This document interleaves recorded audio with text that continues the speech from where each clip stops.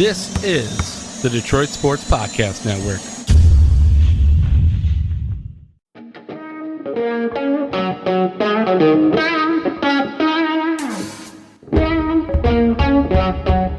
The biggest icon in podcasting.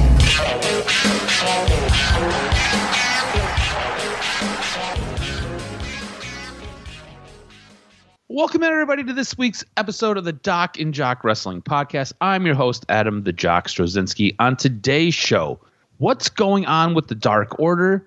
What's going on with AEW and all of their releases? We've got the lowdown on all of that. It's kind of intertwined. Vice TV's got a new documentary coming out, and you're going to want to stick around to find out who it's about, as well as a wrestling legend passed away on Friday night. We're going to cover all of that in the news and notes segment. Of course, we're going to take a look at the biggest topics and trends in wrestling, covering AEW, WWE. Maybe we'll squeeze some Impact in there. We'll see. Depends on what's going on with the time. Doing it with me, as always, is the one, the only. He is the Doc, John Macaroon. What's up, cuz?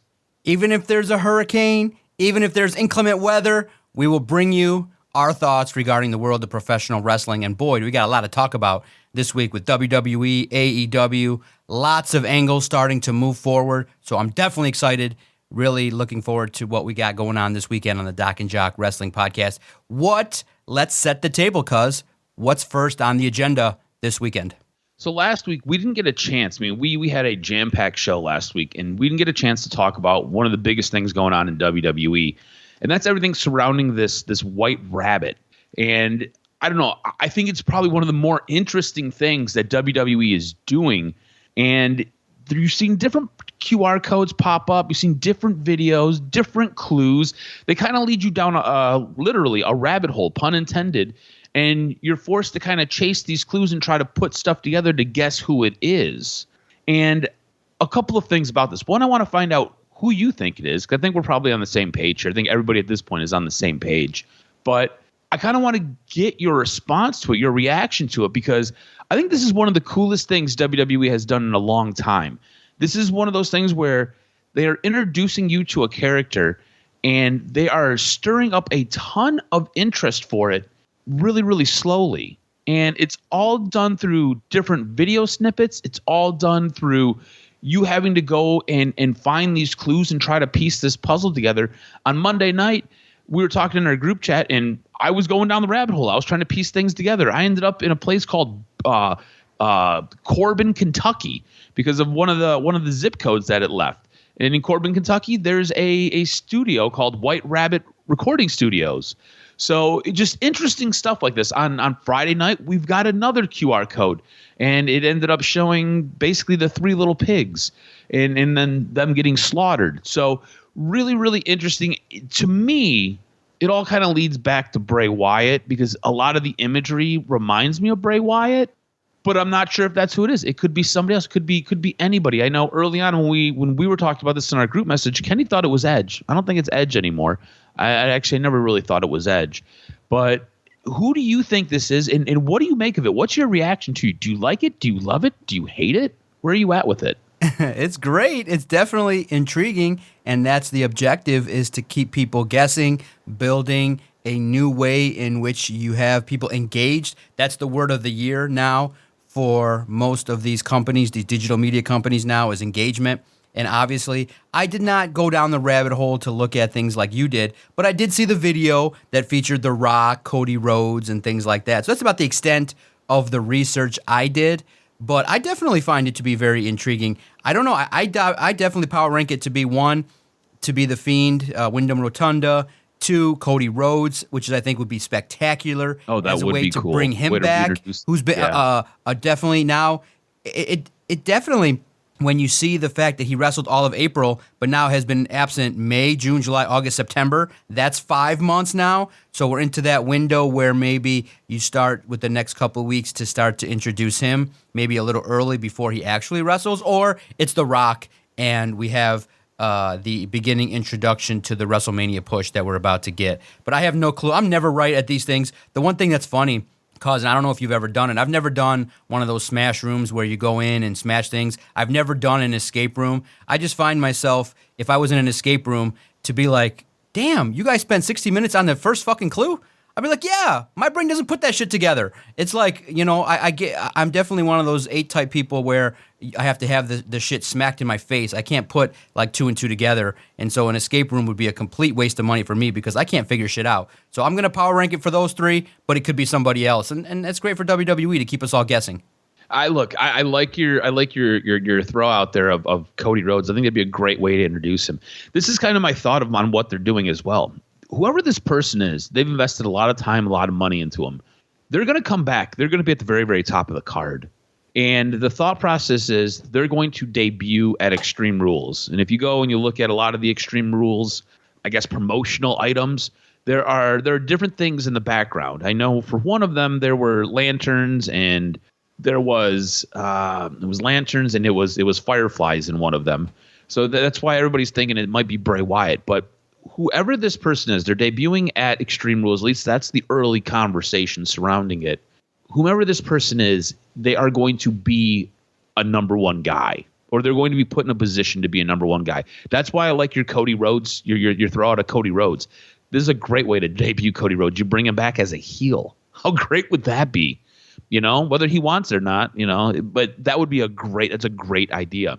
Now, bringing them back at Extreme Rules, I don't believe that at this moment in time, Roman Reigns will be there defending his title. I think this is one of those pay-per-views that he gets off.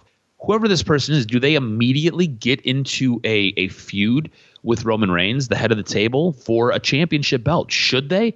Again, they're investing a lot of time, a lot of money, and everybody is kind of hook, line, and sinkered on this person. So what do you think that they should do when they debut, or how do you think they should debut, I guess? Well, it's fascinating because, the part about wrestling that makes it fun is, I definitely could pay attention to what goes on social media. And Seth Rollins said, I'd love another opportunity against Wyndham Rotunda. Obviously, the feud that Seth Rollins had with The Fiend kind of started the culmination of The Fiend leaving because it was a disappointing match that they had, and everybody kind of felt after that match that it definitely did not live up to the expectation. So maybe in a manner in which Seth Rollins is involved in an angle and then it debuts. I don't know. You could do it like Chris Jericho style, a countdown. You just have one of the performers go up to the code, take their phone. It could be Austin Theory. Just have him take his phone out, whip it out, and boom, there he is. Cody Rhodes just standing there after he takes the picture. So I don't know.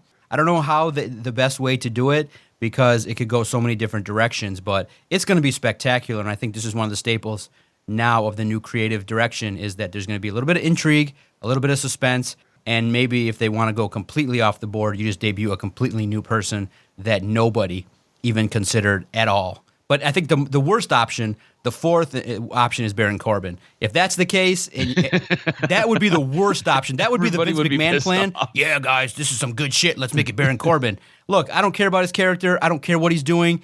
By the time he lost to these last few feuds, I don't care about Corbin anymore. After he lost to Madcap Moss, the wind has been taken out of his sails. You do have to remember, though, Baron Corbin was one of the hottest and the best heels at WWE.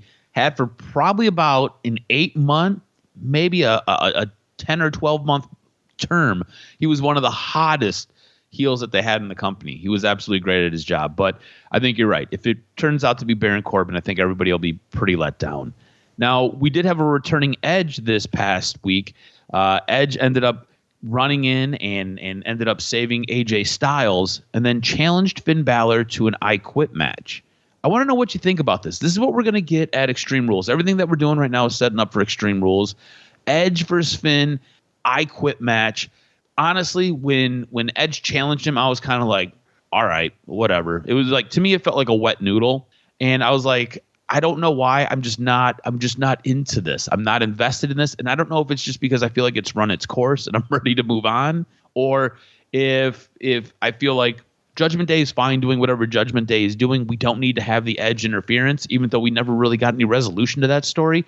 I just feel like it has kind of run its course, and I'm kind of out on it. I was wondering where you were. Am I the only one who's out on this? Are you intrigued by this I Quit match? Bro, even Chris Jericho feels that Edge has had way too many returns. I mean, when you look at it, Edge has left, come back. Left, come back. How many damn concerto chair shots to the head does the man have to take? I mean, I know he's got a part-time schedule, but the way in which they've done it has kind of made his return kind of feel like, well, you didn't culminate it in a manner in which it's spectacular, and now it is kind of played out with this feud because Judgment Day with Finn Balor is okay, but we all picture Finn Balor to be just a different type of character, not this heel character in a freak group. We all feel like he's world champion caliber or somebody that on his own with the demon it can carry himself, not to carry two other people. So it's interesting. I'm intrigued by it. Obviously, you always kind of feel like, Edge created the Judgment Day. It wasn't the best idea, and then you had this yin and yang of him going back and forth because of injuries. So it just kind of has not had the best linear timeline with the whole storyline, so I'm not as invested in it. But bottom line, it stinks because are you really going to have Edge the face? You never really see faces lose too many I Quit matches other than Mick Foley. You look at Finn Balor, what's the value of him saying I quit? That you would significantly devalue him in the group. So I guess the best case scenario would be for Finn Balor and the Judgment Day to maybe make it personal, go after Edge's family, go after something of a prized possession of Edge, and just have Finn Balor win it because it does no good. Edge is now at the tail end of his career and needs to start putting people over. And unfortunately, maybe the lasting legacy of Edge is that I started this group that has been a poison in WWE, and I couldn't get rid of it. What if, as you were talking there, my brain just started like working, and I think this is what's so fun about wrestling and about fantasy booking, and it's something that we do a lot of on this show. What if, because I agree with you, I think Edge versus Finn Balor, nobody wins here in an I Quit match, right? Like the fans don't win any way you cut this. Edge doesn't win, Finn Balor doesn't win. What if whoever this person is, whoever this White Rabbit is, appears and disrupts this match, and the new leader of the Judgment Day is the White Rabbit? What do you think about that? By me, I wouldn't oppose to it. I think that'd be great. I mean, I feel like at this point they've booked themselves into a bit of a corner. Yes, there's a way to get out of it. Yeah, I wouldn't be opposed to it, but I'm not really interested in the Judgment Day growing bigger. It's just a group that I don't like that kind of stuff. That kind of dark vampire shit doesn't appeal to me. Other than the demon every once in a while, I'm just more down for the in-ring performers, like kind of. The furthest I'll go is Seth Rollins and his freaky ass shit with his costumes and the manner in which he's presenting himself. The Judgment Day just doesn't appeal to me. I got you. Well, what about this? This has kind of been in the last couple weeks. This has kind of been what the Judgment Day's eyes have been on. It's been AJ Styles, and right before Edge came down to make the save, AJ Styles was in a really precarious position where he had a chair basically over his head and neck. And Finn Balor was threatening to basically stomp the living bejesus out of him. Do you think AJ Styles should join this group? I know you just said that you don't feel like it should get any bigger, but I feel like Finn Balor, AJ Styles again pairing. To me, it just makes such harmonious sense. And I don't know. I almost feel like I would like that. Like you have Edge coming out to save AJ Styles as Finn Balor is threatening to crush him. AJ Styles gets involved in this match at Extreme Rules, and AJ Styles ends up siding with Finn Balor. What do you think about that? Ooh, that could be intriguing. Yeah, I mean, a swerve in some kind of way might add a little bit of intrigue to it. Absolutely, and I'm just thinking that the last year of Edge's career needs to be spectacular, but it hasn't started that way. Yeah, no, for sure. I agree with you 100%. And whether it's been injuries, whether it's been him going and coming because he's working a very part-time schedule, whatever it may be, I honestly, I feel like you could do Edge more of a service similar to how you're running with Roman Reigns, where you don't have to show up for half the SmackDowns. You don't have to show up for half the pay-per-views. We'll get you involved in a storyline, and we'll kind of go from there. Speaking of Roman Reigns, speaking of the bloodline, the honorary Uce himself, I want to know if you've noticed a couple of things that I think WWE is, again, doing really, really good. It really feels like ever since Triple H has taken over, there's been more of a finer note to some details, to little things that maybe would have either slipped through the cracks, or if you weren't paying attention, you would have just completely missed. And I noticed this last night. I don't know why I didn't notice this I noticed this on Friday night. I don't know why I didn't notice this last Friday when we were watching SmackDown. There are little subtle things. So the T-shirt for Sami Zayn, the honorary Uce, it is the same background and it is the same print that is on Solo Sikoa's shorts. Also, Solo Sikoa and Sami Zayn are always framed together. It's very rare that they're not framed together. And generally when they're not framed together, it is Jey Uso and Sami Zayn who are framed together. You know, it is these little subtle things that really help create some tension. It's good storytelling. It's good filmography and cinematography for storytelling. I was wondering if you've noticed any of this, and kind of I want to get your gauge on almost this reinvigorated Sami Zayn, because I feel like Sami Zayn on certain Friday nights has really helped carry SmackDown. I think he is one of the best storylines going. On top of that, he does a really good job on social media of continuing the storyline, really pushing things. And I really feel like they play into it on SmackDown where it almost irks and drives Jey Uso absolutely crazy. What do you think about these little minor details that WWE, I feel, is crushing? Yeah, absolutely. I think it's great in that you're building this underlying story within a story, which is how do the Usos react to the fact that Sami Zayn, who's really an outsider to the family, he's not a member of the family, you know, how does that react? And then now you're starting to see this inner working of Solo Sikoa, and what does that mean for his relationship with Sami Zayn? So absolutely, I think it's great, and you're definitely caught something. It's a fascinating look at kind of planting the seeds of maybe it's Solo who turns on Sami, who ends up being a ruthless character who's very selfish and greedy. Maybe it's potentially Solo is the one that's excommunicated after maybe Sami does some things to ingratiate himself with Roman Reigns and the Usos. You never know. It sets a table for this to go a lot of different ways, which makes it intriguing. Yeah, I really like what they're doing. I like the build that they've got going on. A bit of a spinoff, like another layer to this onion, if you will, is there's some tension between Kevin Owens and Sami Zayn. Kevin Owens has basically been telling Sami Zayn forever and a day now, get your shit together. What are you doing? And this past week on Friday Night SmackDown, walks by him in the locker room and is like, you need a new shirt. Just shakes his head and walks away. And we've got that old Kevin Owens back. And I feel like Kevin Owens has been absolutely outstanding. He's been so much fun to watch where they're giving him the ball and they're letting him run with it.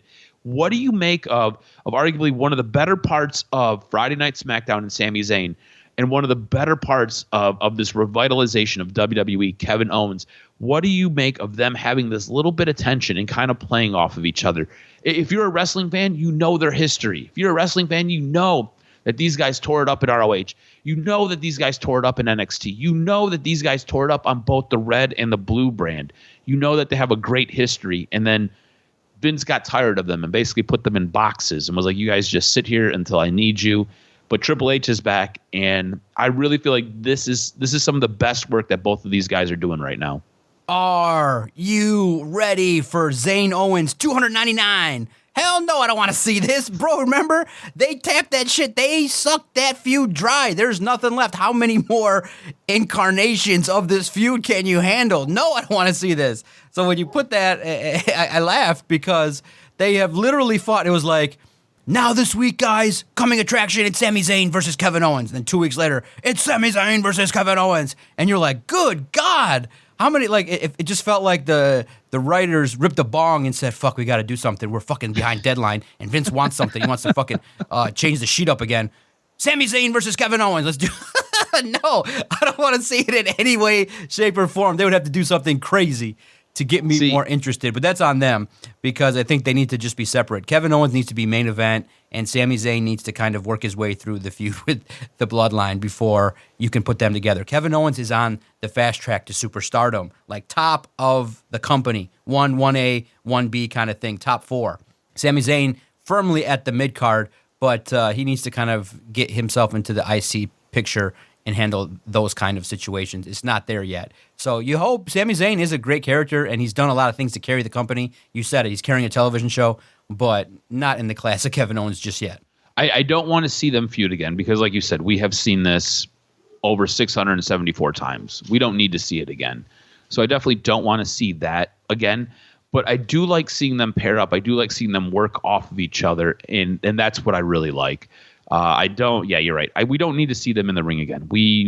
You've got chronicles of it. I felt like there was like a 2-year period where all they did was they wrestled each other. It was kind of, whatever. Something that happened on Friday Night SmackDown that I thought was really interesting. And as it was occurring out loud, I said this, and I needed to confirm with you because I needed to get your take on it because I don't know. I don't know what just happened here.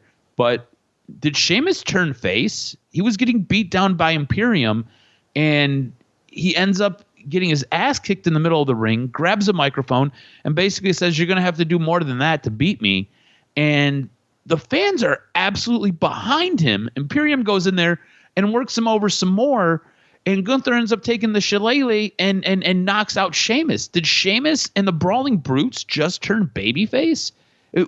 Did you pick that up, or am I just kind of crazy here? No, it's one of those things where maybe that was not the intended plan for them, but Sheamus is just a badass, and you got to remember the match that he just had at the pay-per-view. Everybody was like, the crowds love characters that are willing to be a little bit more violent, and his match with Gunther just put him on the map again, and I think you get that respect for like, wait a minute, Sheamus has been doing this for damn near 15 years, and there's more of a growing appreciation for somebody that's just been there, done the job, has a run, but hasn't really had the full establishment. So now he's kind of getting the Bryan Danielson appreciation kind of pops, and you love to see it because the man is a hard worker, trains his ass off in the best shape of his life, and has been in some of the biggest feuds in the tag team division. I mean, the Bar was spectacular.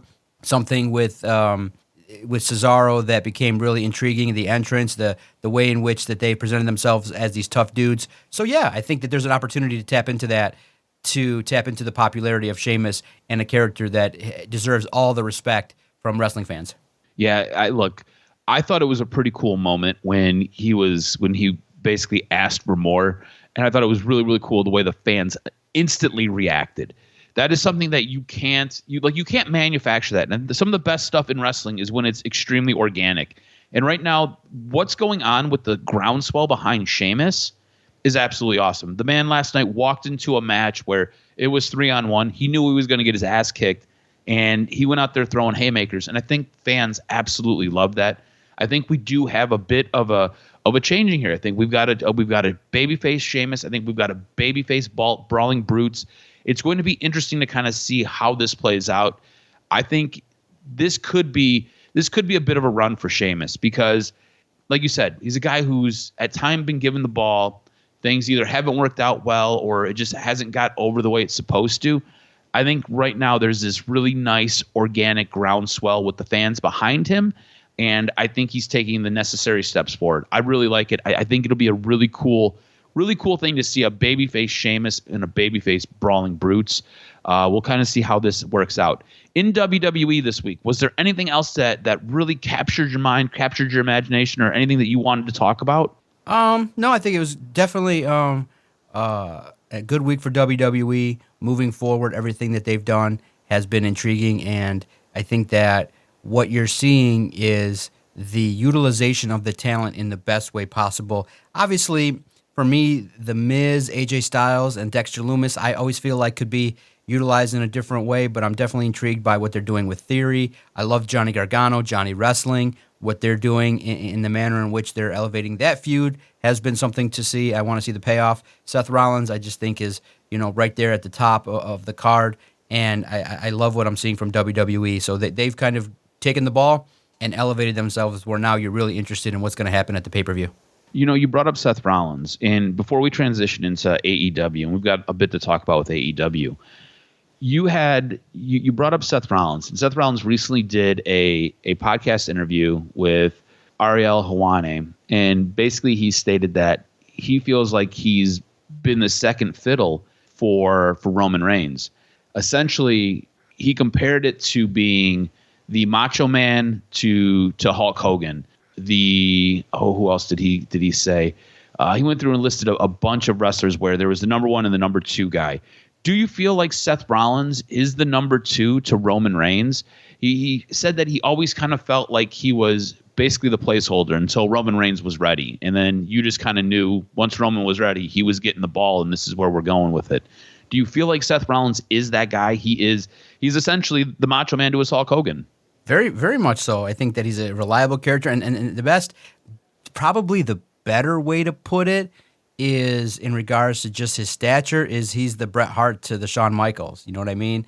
It's just he won 1A. The dude can wrestle, and that's the best part. He's fluid in the ring, great personality, or he is the Shawn Michaels to the Bret Hart. You know, if you want to look at the flamboyance and equate it that way. But yeah, it's very much appreciated. To be honest with you, I'll share with you guys, on my way into the office, because, you know, it's a long week and you're tired and you're like, okay, what do I got to do today? And you got a lot on the plate and you're just like, holy cow. For the half-hour drive that I had, I just cranked on the MJF theme and Seth Rollins theme, the Usos, and Roman Reigns. And boy, it got me in the mood. I was like, yeah, it feels good. On YouTube, you can just type in themes. And the Usos one really kind of is just really great to get your day started. And Seth Rollins' Visionary is great. It gets you going. You picture him prancing to the ring, and all you can do is smile when you see a cat like that. And then the best part is if you're blessed with Peacock and you go and watch some of the side specials, the dude's like a coffee aficionado. The dude's a beanie wearing regular dude that wants to sit in a coffee and have some donuts and a coffee. So it's hilarious, the accentuated outbursts of personality that he has in the ring. And then, you know, when outside of the ring, he's a coffee sipping aficionado from Iowa. So he's just an intriguing cat, real interesting. And obviously, marrying Becky Lynch is something that puts him on the map in another way as well. Yeah, most definitely. I think Seth Rollins is. Like, here's the thing: I don't think it's bad to be the Macho Man to Hulk Hogan. I don't know about you. I loved Hulk Hogan as a child, but as a teen and as an adult, Macho Man was my favorite wrestler, one of my favorite wrestlers of all time. Chris Jericho, obviously my favorite wrestler of all time, but Macho Man was one of my favorites of all time. Like, I dressed up as him for Halloween this past year. So I don't think there's anything wrong with being the Macho Man. All right, let's transition into what took place on AEW. Now, we had a long conversation about this in our group chat. I was incredibly let down. I do understand that there were extenuating circumstances, but I thought this Dynamite this past week was so choppy, didn't really flow great. I did think it helped move some storylines along, but I get they were essentially working with one hand tied behind their back. With Hurricane Ian going on, Tony Khan basically said, hey, if you can't get to the tapings, don't worry about it. We're good. Take care of your family. Be safe first, which you got to love that, right? Like, if your boss is willing to say, hey, you don't have to come into work today because, I don't know, there's a natural disaster going on that could obliterate your family. Take care of your family first. That's what's most important. You have to love that. That being said, you got a bit of a disjointed card. You got a bit of a disjointed Dynamite this past week. I wasn't a huge fan of it. I thought that they could have possibly have done something different than what we got, because what we got to me really almost felt like, well, hey, we've got these 6 guys in the back, and we've got 2 hours of TV time that we've got to fill. So let's have long promo, long match, long promo, long match, long promo, long match, and we'll call it a day. That's kind of what you got. It just, to me, it didn't necessarily work. I think in the end, we're going to talk a little bit about it. I think in the end, the best part about it was the Chris Jericho match and kind of what happened with that. But I don't know. I didn't enjoy Dynamite. It felt almost like it sucked up 2 hours of my time that I can't get back. What did you make of Dynamite this week? Yeah, it felt like a Saturday Superstars. You know, back in the day, you'd wake up, you'd watch some Garfield and Friends, and then 11 o'clock would come, you'd watch Superstars. You could kind of tune it on in the background and do other stuff while you're playing with your toys, but you didn't really miss anything. It wasn't like, oh my God, if you missed Superstars, you missed anything, because it was basically a recap show. It'd be one match, and then a bunch of, here's what happened on Raw, and then all you kept, for me, it was like, fucking A, because I didn't have cable, so I'd be like, dude, Raw was like this big, huge, mythical thing in my world, because I didn't really get cable, and reflecting on it now until I was 18 in college. So I look at it now like, damn, I live my life basically with 247 and the basics and playing outside. So it'd be like, wow, what happened on Raw? Oh, 1, 2, 3 Kid defeated Razor Ramon. This is cool. But you didn't feel like you missed anything because Superstars was just one big, huge recap of the week. And that's kind of just how it felt with Dynamite this week was that it was just long and drawn out. And you realize, man, promos have the capability to bring you in, but they also have the potential to drown you out. And Wheeler Yuta, for me, I just said it in the group chat. I was laughing because it was literally the prototypical training promo that you give. I'm this way, I'm going to beat you up, and this is your problem. And it just lacked anything of realism that, for me, it kind of was like, damn, that's kind of maybe how I would sound if I gave a promo. Whereas in my own head, I'm the MJF, but standing there with the mic in my hand, I'm really the Wheeler Yuta. I was like, God damn, it was bad. And I was like, some people don't deserve 5 minutes on the microphone. And Wheeler Yuta, it just didn't deliver. And it just left me going, gosh, it just because you've seen all the training promos of those that just start out, and then you see the masterclass in MJF in his ability to just make you believe with the shit that he's saying that you've heard 1,000 times. That's the secret, is if you can just say the same shit over and over and still want to boo the motherfucker, that's the mark of a legend. I don't want to hear Wheeler Yuta anymore. I want to see him get a mouthpiece, and he's more of a tough physical. And boy, does he give me a spitting image of Steve Blackman. Holy cow. I mean, that guy is a spitting image of him. The way in which he presents himself, his body type, is just a reminder of the old WWE character there, where you realize it's just a tough SOB, but does not need that much time. And then the other part too, which is disappointing because sometimes when you're given increased opportunities, you don't deliver. The women got more time, but then it just highlighted the fact that shit, there aren't that many superstars in the women's division. So you bring Saraya, but she admittedly said she's rusty on the broadcast and her timing was a little off. It wasn't as crisp. You introduce all the women, and then you're just like, this is the revolution of women that you're going to roll with, is Toni Storm and Athena, who's lost, and you don't bring out the TNT champ. It's kind of, And the women's match did nothing because there was no doubt that Toni Storm was going to win the match. So I didn't like it in any kind of capacity. It wasn't crisp. But I will say this, because obviously a show is 2 hours long. The main event was spectacular. Reintroduced to Bandito. Kenny and I saw Bandito or knew about Bandito from a long time ago, and everybody saw the reign that he had in ROH. I went back and watched some of his matches. Holy cow. It's really interesting the manner in which people can come in and just earn an opportunity. Bandito comes in. Now, his mask might not have been the best for that situation, but because he bled through it. But look, man, Bandito deserves a spot on the roster. He held his own, and for a moment made you believe that, hey, he could beat Chris Jericho. And I thought it was a spectacular match. Bandito held his own. Yeah, I thought the main event was probably the highlight of the evening, and I do want to get to that. But when you were talking there, you gave me a lot to think about, and there's a couple things I want to drill down on with what you said, and I do want to spend some time talking about Saraya and kind of what she's bringing to AEW, because it feels like it might be a little bit of a miss right now. But you do have, like you said, a master's class in MJF, especially when he's on the microphone. MJF is fantastic on the mic. Wheeler Yuta is kind of like in 11th grade going up against like a guy who has a PhD. There's just a miss there, right? So Wheeler Yuta, when he gets on the mic, I feel like his job, just survive the segment and help make it a little bit more interesting. And I don't necessarily think he needs to be on the microphone as much as a guy like MJF. Let MJF build the match through the microphone. You build the match physically, because I think what he delivers in physicality makes up for what MJF kind of lacks.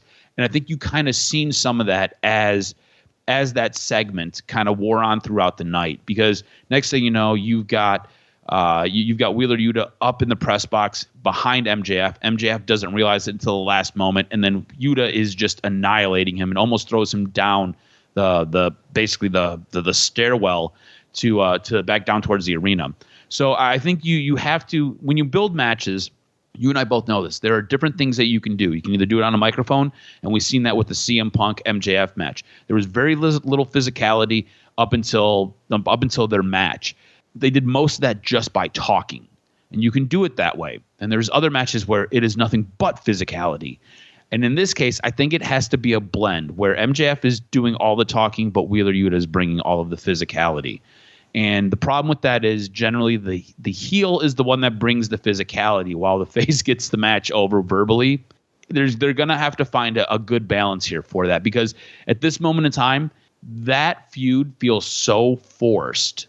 It doesn't feel natural. It just feels like, here you go. We got to get these guys involved, and this is how we're going to do it.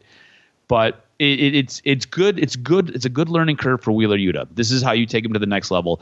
And you're right. He does look a lot like Steve Blackman. Absolutely, he does. Now, you mentioned Saraya, and you mentioned the women. And I thought this segment went on way too long. I thought Saraya, a.k.a. Paige, looked like a fish out of water. I just don't necessarily think when you have 9 women, this is the way to do it. You bring out all the women and you have a lumberjack match. What the fuck is the point of having a lumberjack match for this match?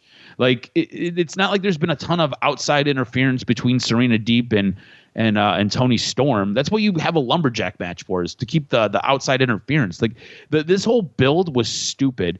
And Saraya on the microphone was it was awful, man. There was a point where she was talking and I was like, this is so bad. This is not what I remember. This is absolutely awful. She got her lines mixed up. What she said, just some of it just didn't make sense. It was, to me, this segment felt so forced and it was so poor. And her going after whoever the timekeeper was just didn't make any sense to me. Next thing you know, they're bringing all of the women out, and in the ring you've got all the faces, and on the floor you've got all the heels, and you've got like 4 heels and you've got like 5 faces. That doesn't work. Like, the heels should be outnumbering the faces. You know what I'm saying? Like, if you're going to build this tension, you have to outnumber the faces. Like, it was just bad booking all the way around. There's no other way to really put this. Do you think that Saraya gets better from this? Because, man, this was absolutely awful. I thought every way you slice this was so bad. Underwhelming, disappointing. Yeah, they'll get better, but bottom line, it stinks because they brought back the Paige character basically and just called her Saraya. I mean, this is my house.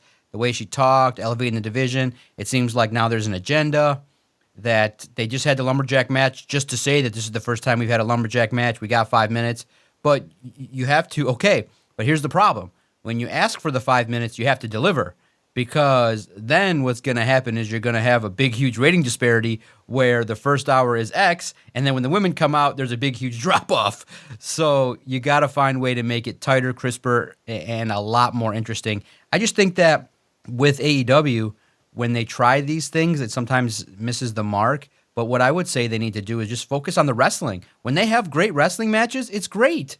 I thought that the Chris Jericho angle went on far too long with Daniel Bryan, and then they ended up having, just having a huge discussion about what to do next. I would have liked to have seen Garcia and Danielson in a match together, but instead you go a different way with it. But it's, obviously it's building intrigue for what they're doing with Daniel Garcia. But I'm just kind of curious how this is going to play out, because, Chris Jericho, now you can kind of clearly see his objective. He's saying it. I'm going to go through each and every Ring of Honor superstar. He's now playing the heel of Ring of Honor, which is fine. Yep. I think that's great if you're going to bring them all out and have an opportunity to play it that way, because it is the antithesis of what Ring of Honor is, with the honor and respect and the rules that they have. I think it's great because you're now building a heel character that is now the owner of the Ring of Honor Championship. And that makes it special because the guy that gets it next is going to be a massive babyface who potentially could get over. And that's something you could sell to a television network in regards to, here's our starting point, here's our heel, now we just got to find the ultimate face that potentially could take it. And you know what? It could just very well be, might not be too soon, might just very well be Daniel Garcia. Yeah, I absolutely love what they're doing here. I think it's fantastic because you've got Chris Jericho trying to completely massacre everything that Ring of Honor stands for, trying to completely destroy the foundation of Ring of Honor. That makes you such a massive heel. whoever the person is who takes that belt off of him is going to be such a huge babyface. This is why I love Chris Jericho. This is such good shit by Chris Jericho. Like, legitimately. He came in talking about how he wanted to get younger guys over. He came in talking about how he wanted to help build that next future wrestling star. This is how you do it. You come in and you play the absolute antithesis of a dirtbag heel. You just play this the gnarliest, meanest, dickiest guy. Like when you start beating up ring announcers like Bobby Cruz, and you start calling out announcers like Ian Riccaboni, and you destroy all the previous ROH champions, at a certain point, that puts you on the mountaintop.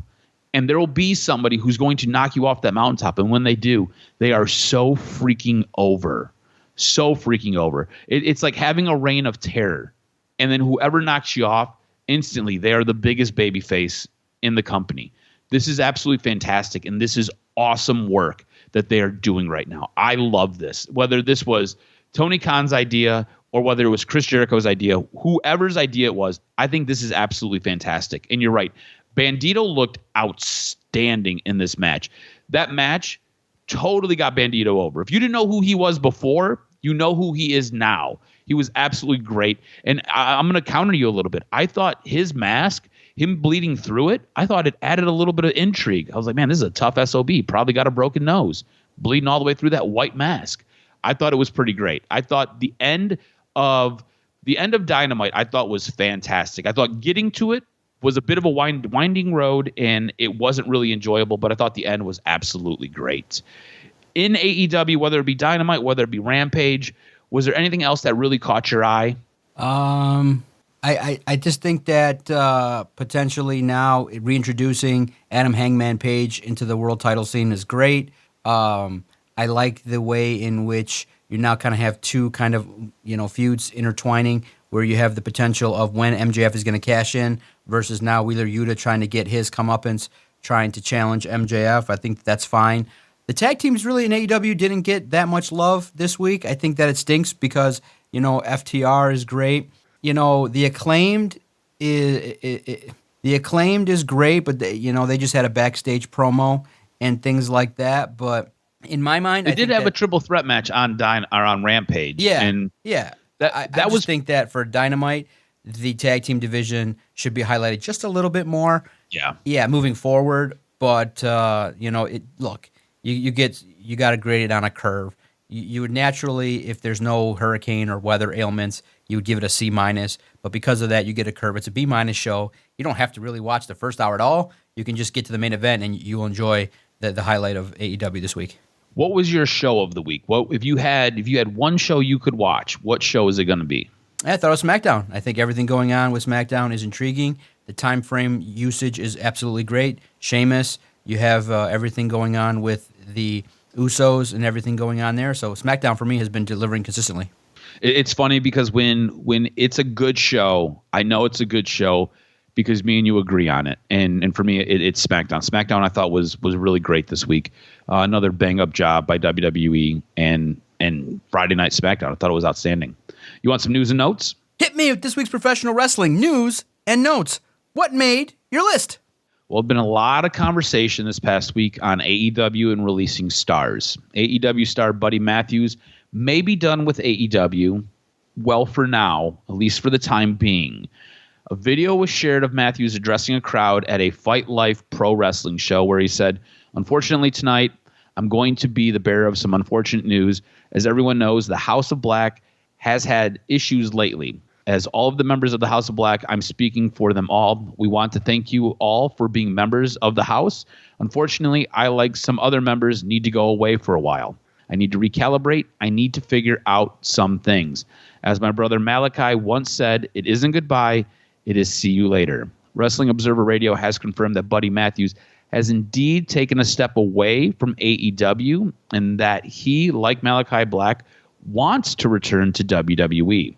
What it sounds like is when Triple H took over, anybody that wrestled under Triple H got called. Remember we were talking a few weeks ago about WWE kind of contract tampering? Well, everybody got a phone call who wrestled once for WWE. Now, factoring into this decision for Buddy Matthews, essentially asking for his release is currently he's dating WWE star Rhea Ripley, and it's believed to be one of the reasons why Malachi Black wants to go back to WWE. It's to be closer to his wife, Zelina Vega. Now, I believe Matthews signed a 3-year deal. Malachi Black signed a 5-year deal. So currently they are tied up for a very long time. Now, Brody King, the one member of the House of Black, he completely feels different. The star made it clear that he has no intention of leaving by tweeting a GIF taken from the film Wolf of Wall Street starring Leonardo DiCaprio based on the life of Jordan Belfort with the caption saying, "I'm not leaving." Now, just because you want to go doesn't mean that you can go. Speaking on Wrestling Observer Radio, Dave Meltzer said, "No one is going to be released at this time." I believe it was 2 weeks ago, maybe 3 weeks ago. We were under the impression that that Malachi Black had a conditional release where he could go wrestle some indie stuff, but he couldn't go work for WWE. That has now been taken back. So Buddy Matthews, Malachi Black, they are staying with AEW. They're just going away for a time. Basically, the way this is going to kind of work is you just aren't going to get the leave. You can basically sit at home until your contract expires. Meltzer ended up continuing saying nobody's getting released.